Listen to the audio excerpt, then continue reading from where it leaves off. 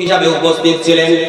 আল্লাহ পাক রব্বুল আলামিন বলছেন সেই দিন কি ঘটেছিল ক্লাসে, ওয়া ইযা আখাযা রাব্বুকা মিন বানি আদামা মিন যুহুরিহিম যুররিয়াতাহুম ওয়া আশহাদাহুম আলা আনফুসিহিম আলাস্তু বিরাব্বিকুম ক্বালু বালা শাহিদনা ওয়া আন তাকুলু ইয়াওমাল কিয়ামাতি ইন্না কুন্না আন হাযা গাফিলিন।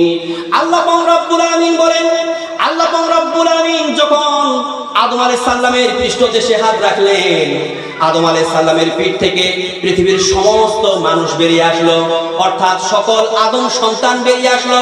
আসার উপরে আল্লাহ পাক রব্বুল আলামিন সকল মানুষের আত্মাকে নিজেদের উপরে গাওয়া বানালেন, সাক্ষী বানালেন। এই যে ভাই, আপনারা মাহফিলে এসে কথা বলেন কেন? এটা বেয়াদবি। আমি কোরআন হাদিসের আলোচনা করতে আপনারা কথা বলছেন মানে?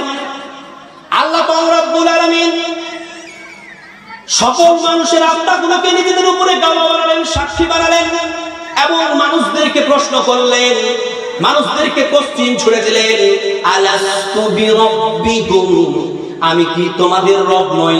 তখন সকলে আমরা বলেছিলাম সেই দিন, ক্বালু বালা শাহিদনা, জি হ্যাঁ আল্লাহ আপনি আমাদের রব, আমরা সাক্ষী দিলাম। জোরে বলুন সুবহানাল্লাহ। আপনারা সকলেই সেই দিন বলেছিলেন ক্বালু বালা, জি হ্যাঁ আল্লাহ আপনি আমার রব, আমি সাক্ষী দিলাম। আপনি যাবেন কই? আপনি যাবেন কই? এই পৃথিবীর সৃষ্টির সূচনাতে যেই দিন আপনি পৃথিবীতে আসেন নাই, আগামী রুহের জগতে ছিলেন, সেই দিন আপনি আল্লাহকে বললেন ক্বালু বালা, জি হ্যাঁ আল্লাহ আপনি আমার রব, আমি সাক্ষী দিলাম। কিয়ামতের দিন যদি আল্লাহ প্রশ্ন করেন, বান্দা তুমি কেন আমার ইবাদত করো নাই? তখন আপনি বেঈমান, আপনি বাটোয়ার, তখন আপনি বলবেন আল্লাহ আপনি যে আমার আল্লাহ, আপনার যে আমার ইবাদত করা লাগবে এটা তো আমি জানতাম না। বলবেন কি বলবেন না? আরে মানুষ ফের বলবে না, এটা কোনদিন মানা যায়?